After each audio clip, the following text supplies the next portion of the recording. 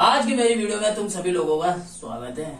आज की वीडियो में हम ये जानेंगे कि खेती बाड़ी कैसे की जाती है। सबसे पहला क्वेश्चन आता है कि भाई सर फसल किसे कहते हैं। देखो, किसी भी खेत में एक ही तरह के पादप को यानी कि किसी खेत में पाए जाने वाली एक ही किस्म के पादप को क्या कहते हैं सर? फसल कहते हैं।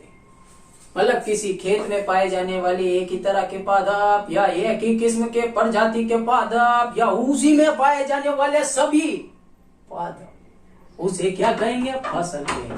अब बात करते हैं कि फसल कितने प्रकार की होती है। देखो बच्चा, फसल होती है 3 प्रकार की। बताओ सर, कितने प्रकार की होती है? 3 प्रकार की।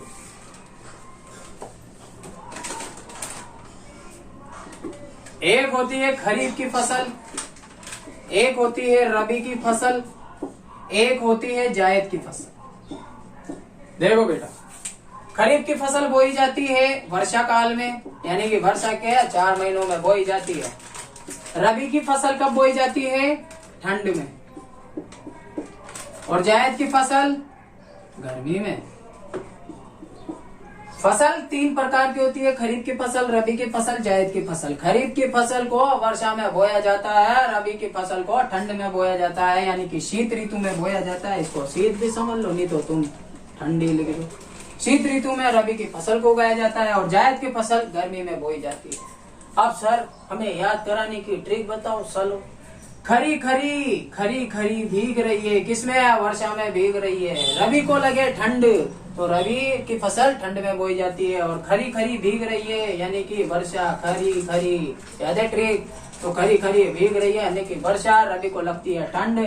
और जा जा गर्मी, जा जा गर्मी, जा अरे जा जा गर्मी जा। चलो आगे चलते हैं। खरीफ की फसल में कौन कौन सी फसलें आती है? धान। धान मतलब चावल। धान मतलब चावल। चावल क्या है? खरीफ की फसल है। धान, मक्का, सोयाबीन, मूंगफली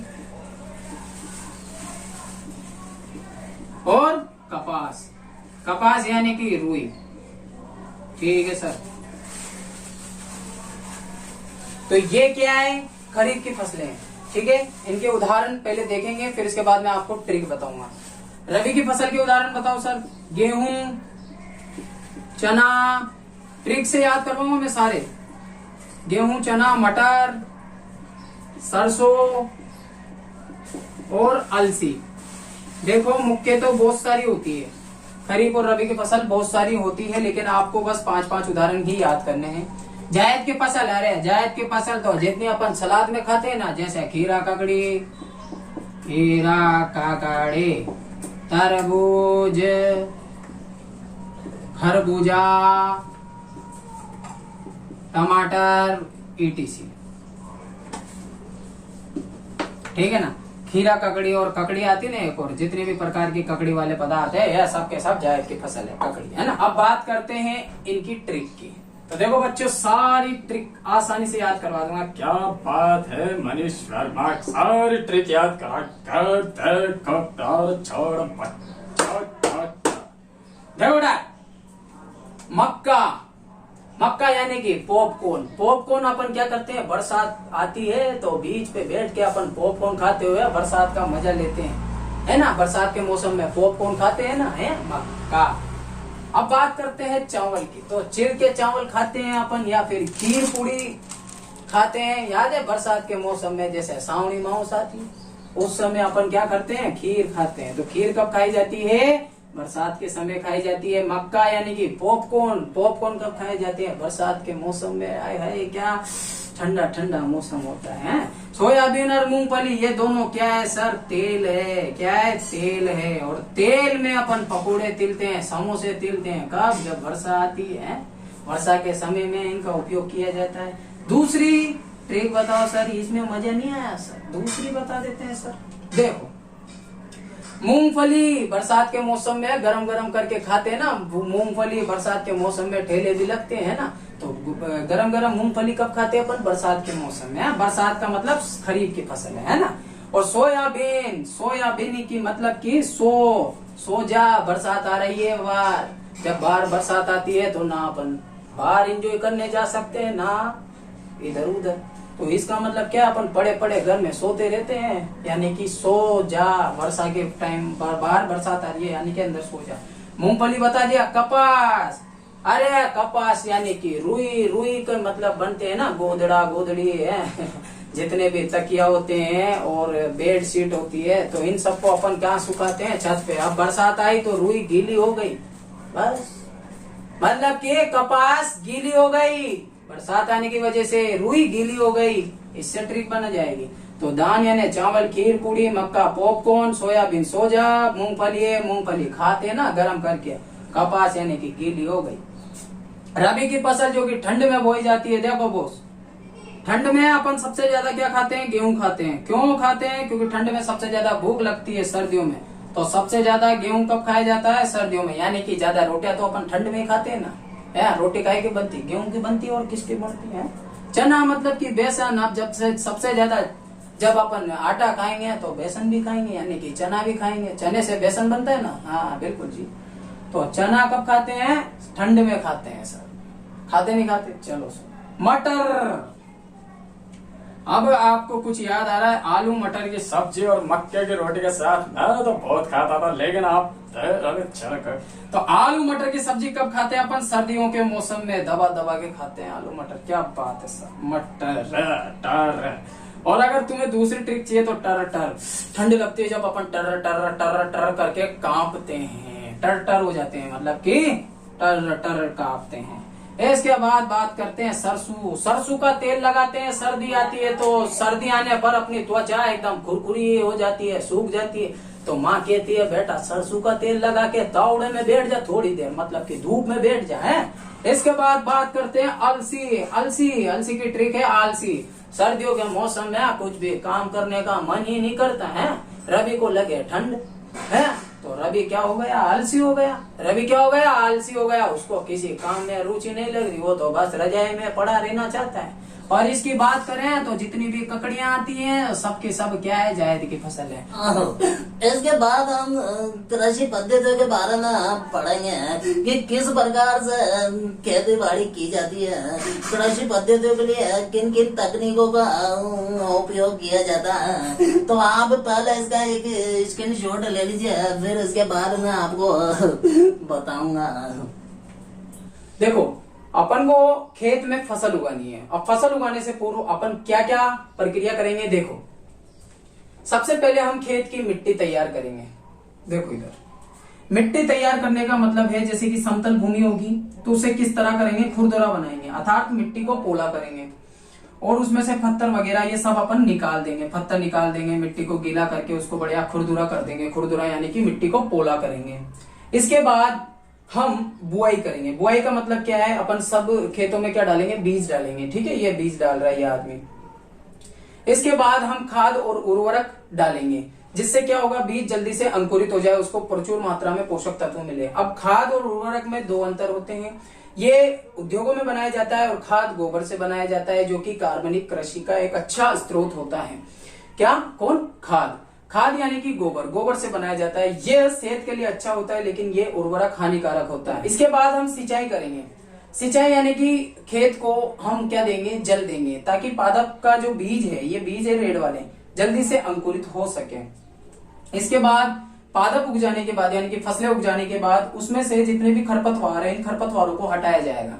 खरपतवार हटाने के लिए खरपतवार नाशी का प्रयोग करेंगे या फिर इन्हें हम हाथों की सहायता से डायरेक्ट उखाड़ के इन्हें अलग करेंगे। इसके बाद आती है कटाई। अब कटाई के लिए हम किसका उपयोग करेंगे, या तो दांतली का उपयोग करेंगे और या फिर इसके लिए एक मशीन आती है, उस मशीन का नाम है कॉम्बाइन मशीन, या कॉम्बाइन मशीन के जरिए हम कटाई करते हैं। इसके बाद करेंगे हम थ्रेसिंग। थ्रेसिंग का मतलब कि हम पादप को ऐसे, मतलब कि पादप की डंडियां होती है उसको जोर जोर से पीटेंगे ताकि उसमें से गेहूं अलग हो जाए। इसके बाद जितने भी गेहूं बचते हैं उन गेहूं का भंडारण किया जाता है एक उचित सुरक्षा में। तो अब अपन इन सबको डीपली बात करते हैं।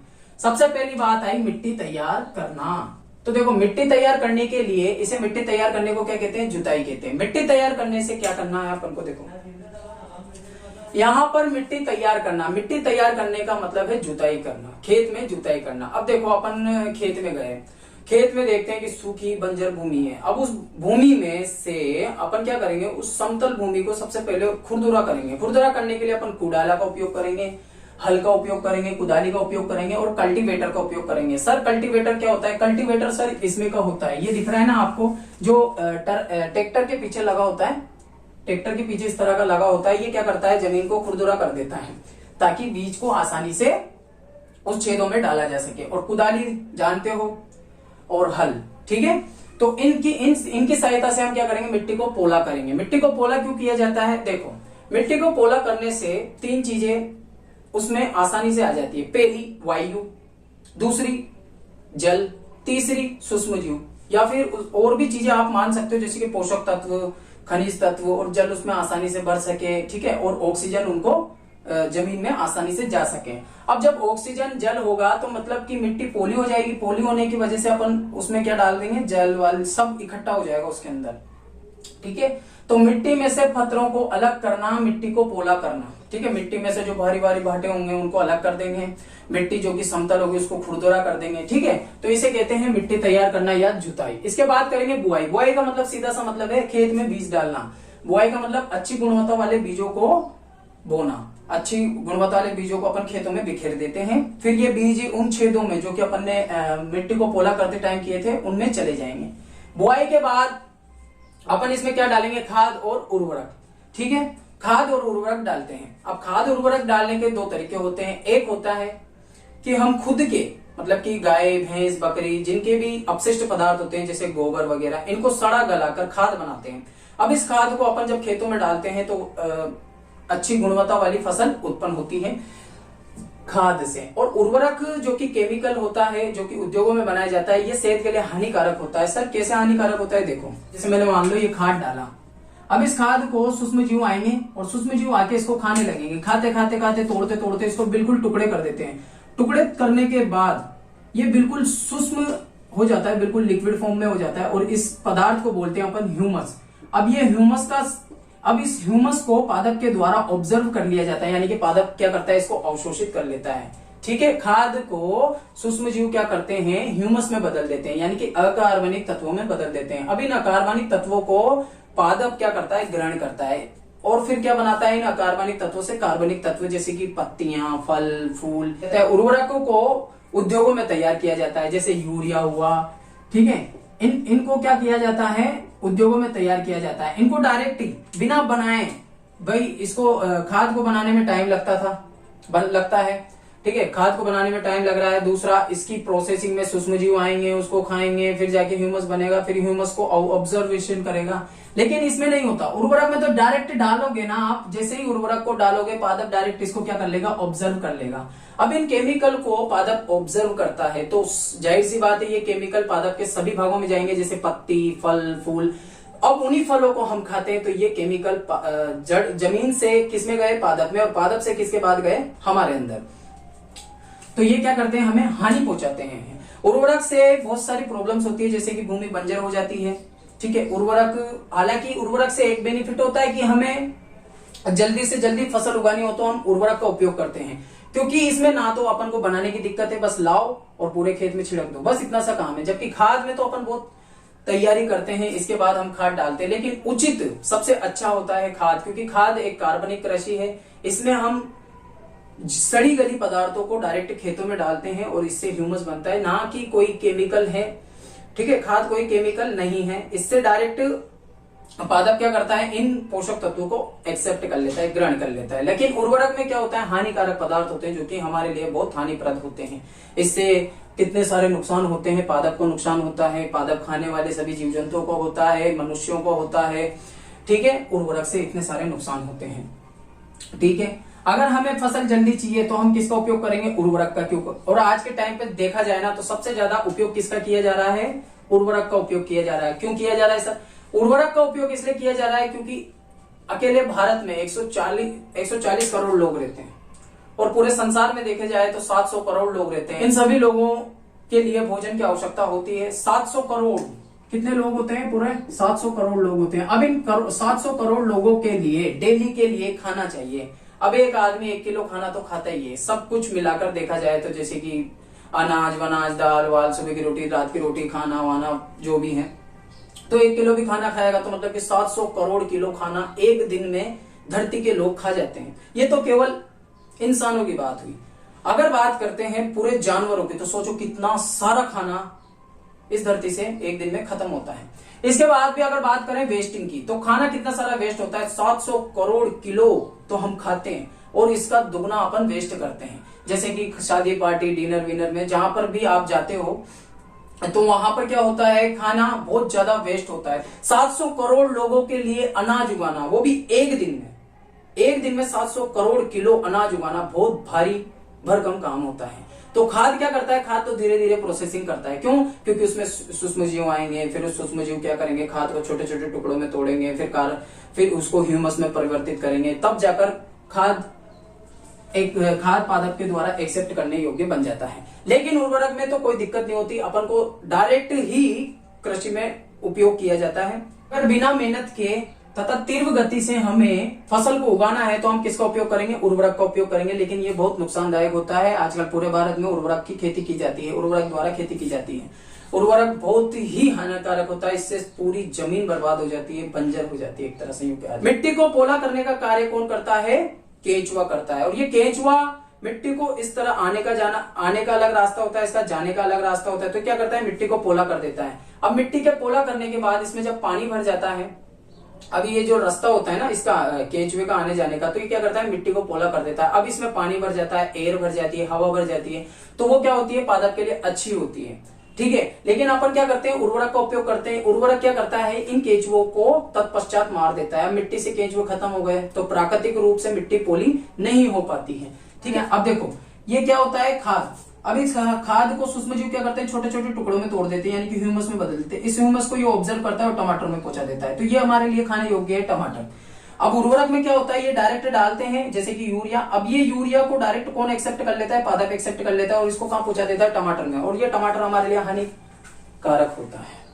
ठीक है, इसके बाद करेंगे हम सिंचाई की। खाद डालने के बाद हम डालते हैं पानी। अब पानी डालने को, खेत में पानी डालने को क्या कहते हैं, सिंचाई कहते हैं। जल, खेत को जल देना क्या कहलाता है, सिंचाई कहलाता है। अब सिंचाई करने के लिए हम जल कहां से लाएंगे, तो जल के क्या क्या स्रोत होते हैं, जल के क्या क्या साधन होते हैं।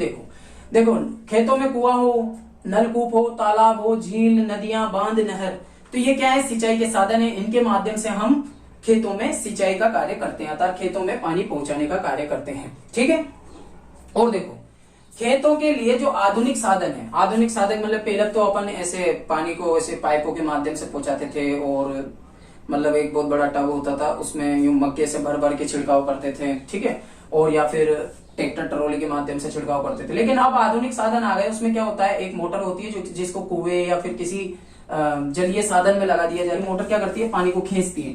पानी को खींचने के बाद ये इस दूसरे बड़े वाले पाइप में भेजती है, और ये बड़ा वाला पाइप 5 भागों में डिवाइड हो जाता है और इन जगह जाकर बारिश करता है, मतलब कि फुहारा निकालता है। ठीक है, इसके बाद ये इधर जाता है और वहां पर भी बारिश करता है, तो इसे बोलते हैं छिड़काव तंत्र। इसके बाद करते हैं ड्रिप तंत्र। ड्रिप तंत्र एक अच्छा साधन होता है, क्योंकि ये क्या करता है, ये पानी को वेस्ट नहीं करता। कौन, ड्रिप तंत्र। ये क्या करता है, जमीन में से अंदर की ओर जाता है, जमीन में से अंदर की ओर जाकर डायरेक्ट पादप की जड़ों को पानी प्रदान करता है, ये ड्रिप तंत्र। इसके बाद बात करते हैं खरपतवार की।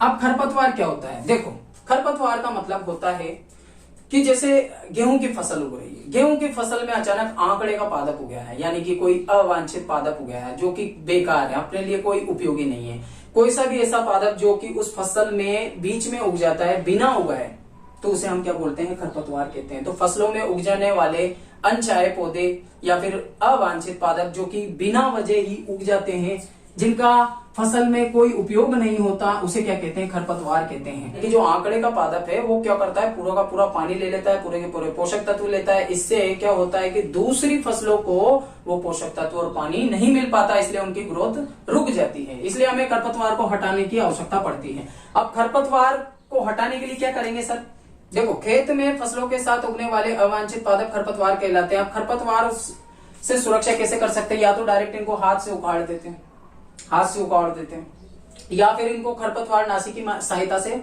हटा सकते हैं। एक दवाई आती है जो क्या करती है, इनको जिसे बोलते हैं खरपतवार नाशी, इसको क्या करते हैं, खेतों पे छिड़क देते हैं। अब ये क्या करती है, जो फसल उगा रखी है अपन ने, जैसे मान लो गेहूं की फसल उगा रखी है, तो ये गेहूं की फसल पर तो असर नहीं दिखाएगी, उसके अलावा जितने भी पादप होंगे वहां पर उस खेत के अंदर, यानी कि खरपतवार होंगे, उनका वो विनाश कर देगी। उसे बोलते हैं खरपतवार नाशी। ये भी एक तरह का केमिकल होता है जो कि हानिकारक होता है।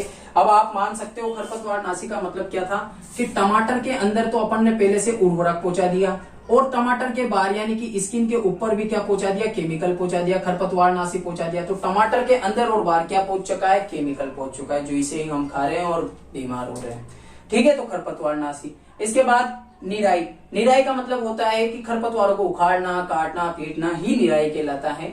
मतलब कि अपन खरपतवार जितने भी है उसके अंदर जो अवांछित पादप है उनको हटा रहे हैं, उसे निराई कहते हैं। हाथ से उखाड़ना हो गया, ठीक है, तो ये हो गया खरपतवार। इसके बाद आती है कटाई। अब कटाई कैसे करते हैं, देखो कटाई करने के लिए हमारे प्राचीन काल में दांतली का उपयोग करते थे। यूं फसल को पकड़ के दांतली से काट देते थे और पीछे की तरफ, ये देखो ये महिला है, ये फसल काट रही है और काट कर उधर डाल रही है। ठीक है, ये महिला है जो फसल को काट काट के इधर डाल रही है। ठीक है, तो अपन क्या करते हैं, इसका दांतली का उपयोग करते हैं। लेकिन आज के टाइम पर इतना टाइम किसके पास है, इसलिए बड़ी बड़ी मशीनें बनाई गई ताकि कटाई आसानी से हो जाए और बीज भी आसानी से निकल जाए। उस मशीन का नाम है कौन सी, ये कॉम्बाइन मशीन। कौन सी मशीन है, कॉम्बाइन मशीन। फसल को काटना कटाई कहलाता है तथा इसके लिए कॉम्बाइन मशीन का उपयोग किया जाता है। ये कॉम्बाइन मशीन क्या करती है, फसल को काट देती है और तत्पश्चात अनाज को भी अलग कर देती है और भूसे को भी अलग कर देती है, ये वाली मशीन। इसके बाद हम कटाई करने के बाद थ्रेसिंग करते हैं। थ्रेसिंग का मतलब क्या है कि जो अपन ने फसल काटी, इस महिला ने जो फसल काटी थी उसमें से अनाज को अब अलग करेंगे, उसमें से गेहूं को अलग करेंगे।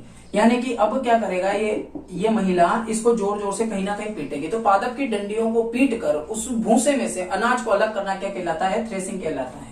अब जब ये अनाज अलग हो जाता है तो इस अनाज को बोरियों में भरकर भंडारण के लिए भेज दिया जाता है। एक उचित स्थान होता है जहां पर सूक्ष्मजीव, बैक्टीरिया, कवक, इन चीजों से बचाव होता है।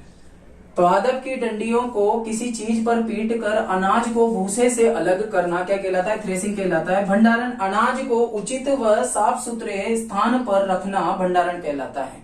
ठीक है, थ्रेसिंग समझिए, भंडारण समझिए। तो ये है आपकी कृषि पद्धतियां। अब इस भंडारण को, ये जो गेहूं की बोरियां दिख रही है आपको, इन गेहूं की बोरियों को मंडियों में पहुंचा दिया जाता है। फिर मंडियों से यह कंपनियां ग्रहण कर लेती है, फिर कंपनियां इसका आटा बना देती है और आटा फिर आपको पता है दुकानों पर मिल जाता है। तो इस प्रकार से सभी फसलों का उत्पादन होता है और इसी प्रकार से फसल उगाई जाती है। तो ये 8 पद्धतियां हैं, 8 चीजें हैं जिसको अपन पढ़ते हैं।